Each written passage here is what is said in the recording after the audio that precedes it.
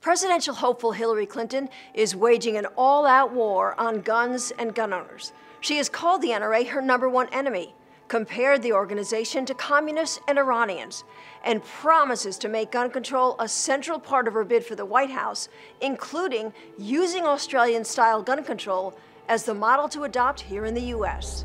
The Australian government, as part of trying to clamp down on the availability of automatic weapons, offered a good price for buying hundreds of thousands of guns. They believed, and I think the evidence supports them, that by offering to buy back those guns, they were able to, curtail the supply and to set a different standard for gun purchases in the future. So I think that's worth considering. I was a bit horrified by that. I don't think Australia is a model for the United States on gun control at all.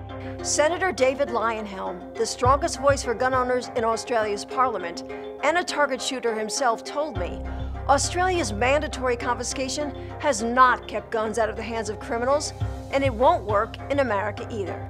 It made no difference to firearms violence, to gun violence, violence overall. In fact, we had a blip up in general violence after the gun bans. A massive so-called buyback. It was a confiscation with compensation program.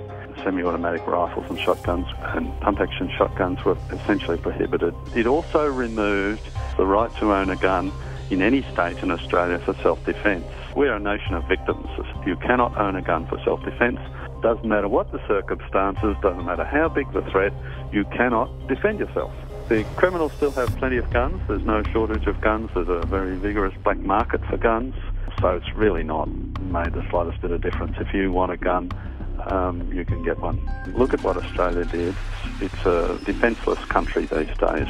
I'm absolutely in awe of the success of the NRA at holding back the tide, and it never gives an inch. We love the NRA here in Australia amongst us gunners, and in fact we rely on you guys to also help us hold the line in Australia. It's not something that any country should contemplate, is completely disarming their population.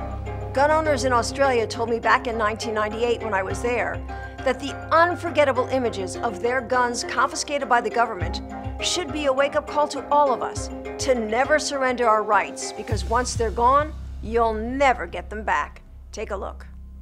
We want justice! We want justice! It's disgusting that almost every day we learn of another person being terrorised, robbed and attacked in their home. We want justice! For Christ's sake, get a bit of vision! We want justice! Carrying signs and chanting, "We want justice," more than 2,000 angry Australians delivered a personal message to Parliament's doorstep.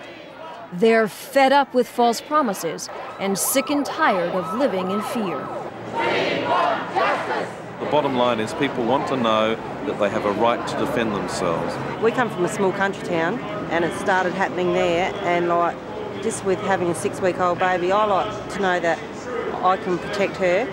And that we feel safe in our own home. I would say that the politicians in this country, in Australia, have missed the boat entirely, and they've harmed a lot of people who didn't deserve harming with their laws and their approach to it.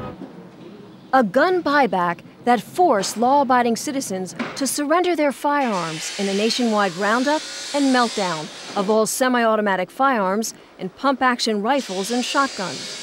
640,000 ordinary conventional firearms confiscated and destroyed.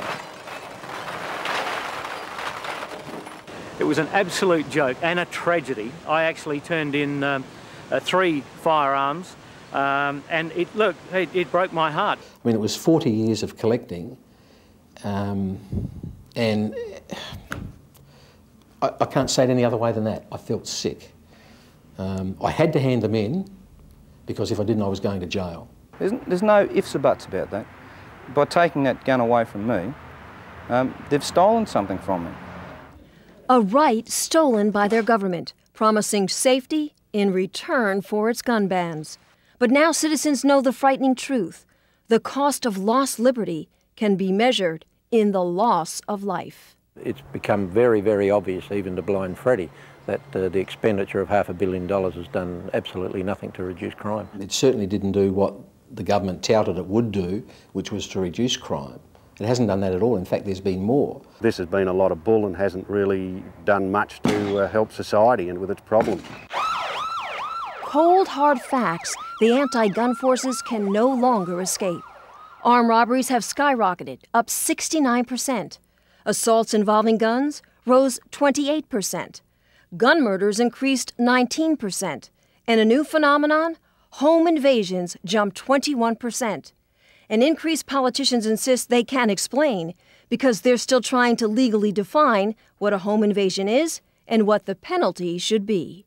Part of the difficulty is that there is no clear definition of home invasion in the law. Never cease to be amazed at the ingenuity of lawyers. If the politicians want a pay rise, boom, that's done in 20 minutes. But to define home invasion, what a joke. I have no trouble at all in defining what a home invasion is. I think if someone sets their foot inside your door uninvited, they are invading your home and your privacy. And victims who have survived home invasions don't need a definition. They've lived through hours of terror. Arthur Field was tied up, his hands and feet taped, his phone lines cut, while two robbers ransacked his house. And they jumped on me and knelt on my chest and grabbed me around the throat because I immediately started calling out, "Help." I don't know how many men, they start smashing the windows. There was a lot of glass shattering, a lot of noise outside, and I stood in the kitchen, I was trembling. The Zawadzkis remember thugs running through their home, demanding money and threatening to kill them. Mr. Zawadsky says if he had a firearm, the suspects never would have gotten away. Do you will stand, waiting till you get killed? Or you will defend yourself? Tell me true, you will defend yourself. Scars that never heal, citizens left powerless, but it's criminals who have been empowered and emboldened by the new gun laws because the innocent can't fight back. What's happening today is that the offender, the bad guys, are happy to break into somebody's house. They're not frightened to break into somebody's house while they're at home.